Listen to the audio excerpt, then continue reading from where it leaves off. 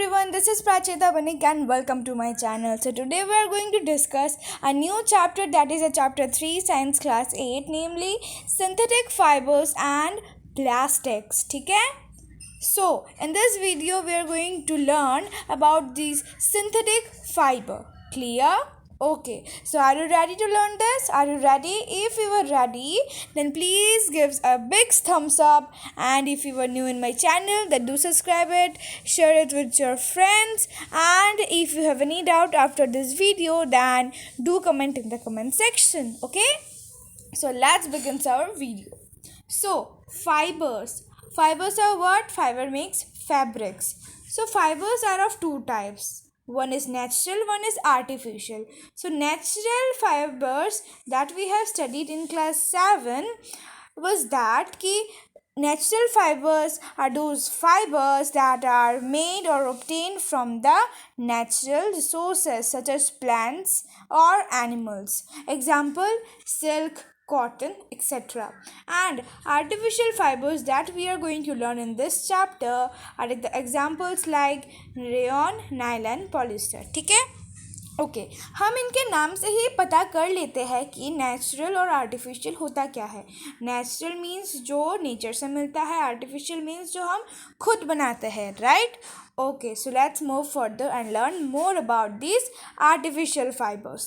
सो see, artificial fibers जो है okay, so artificial fibers are made by man using chemicals. So ये जो artificial fibres है वो हम ह्यूमन बीइंग खुद बनाते हैं. ठीक है, we don't get from the plants और एनिमल्स और such natures. Okay, and these are made from the chemicals, remember. Okay, और ये जो आर्टिफिशियल फाइबर्स बनते हैं वो पॉलीमराइजेशन प्रोसेस से बनते हैं. ये पॉलीमराइजेशन कहाँ से आया, कैसे आया, इसका नाम कहाँ से अडॉप्ट हुआ, हम सभी इसको पढ़ेंगे. तो see, a synthetic fiber is a chain of small units called monomer. तो देखिए, मैंने एक सिंथेटिक फाइबर लिया, उनमें क्या होता है, ये आर्टिफिशियल है इसीलिए उनमें स्मॉल यूनिट्स होते हैं, मतलब अलग होते हैं नेचुरल फाइबर से. तो इधर क्या होते हैं, स्मॉल यूनिट्स मौजूद होते हैं. So such small units are known as monomer and all these small units are combined together to form polymer. So polymer is nothing but this artificial fiber. Clear? Okay, so जैसे कि हम लोगों ने पढ़ा कि ये जो पॉलीमर है, तो पॉलीमर आर्टिफिशियल फाइबर है, इसी से हमारा नाम आया पॉलीमराइजेशन. क्लियर? ओके, देन हम लोगों ने तो ये पढ़ा कि आर्टिफिशियल फाइबर्स बनाने के लिए ही हम लोग, मतलब आर्टिफिशियल फाइबर जो बनता है उसमें पॉलीमराइजेशन, उसमें पॉलीमर मोनोमर होता है, लेकिन हमारे नेचर में भी होता है. Example, natural polymer is cellulose and monomer is glucose. मतलब एक सेल्यूलोज होता है जो कि हम पॉलीमर बोलते हैं जिसको हम, और उसमें जो स्मॉल यूनिट्स प्रेजेंट होते हैं तो वो हो गए हमारे glucose. Clear? Right. Okay, then हम लोग आर्टिफिशियल फाइबर्स के एग्जाम्पल्स जैसे कि रेयॉन हो गया, नायलॉन हो गया, पॉलिस्टर हो गया, इनके बारे में हम लोग पढ़ेंगे. Clear? Okay, so rayon, the fiber obtained from chemical process of wood pulp is known as rayon. So जो फाइबर वुड पल्प की केमिकल ट्रीटमेंट के बाद मिलते हैं उसको बोलते हैं हम लोग रेयॉन. क्लियर? मतलब ये जो रेयॉन है, ये जो रेयॉन फाइबर है वो वुड पल्प के केमिकल ट्रीटमेंट के बाद ही फॉर्म हुआ है. It is called synthetic silk. Synthetic silk क्यों कहा गया है? Because it is very shiny and lustrous like the real silk. ठीक है? ओके, तो ये जो रेयॉन फाइबर है इसको कॉटन के साथ मिलाया जाता है to form the bed sheets, and rayon is used with the wool to form the carpet. Clear? Okay. Now comes to nylon.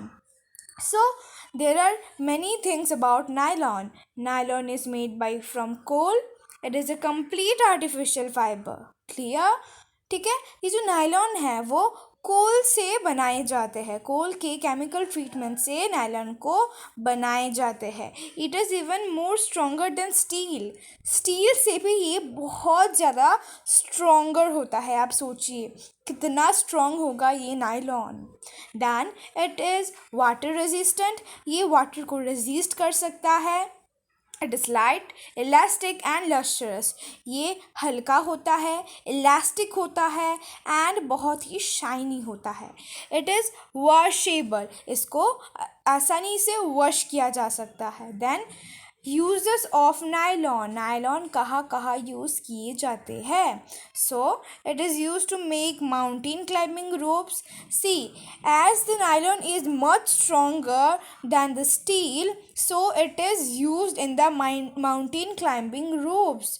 Clear? क्यों? क्योंकि वो बहुत स्ट्रोंग होते हैं, वो एकदम फटेंगे नहीं. ठीक है. Okay. Then it is use to make the seat belts. Seat belt बनाने में भी ये नायलॉन का यूज़ किया जाता है. And it is use in the making of bags and parachutes.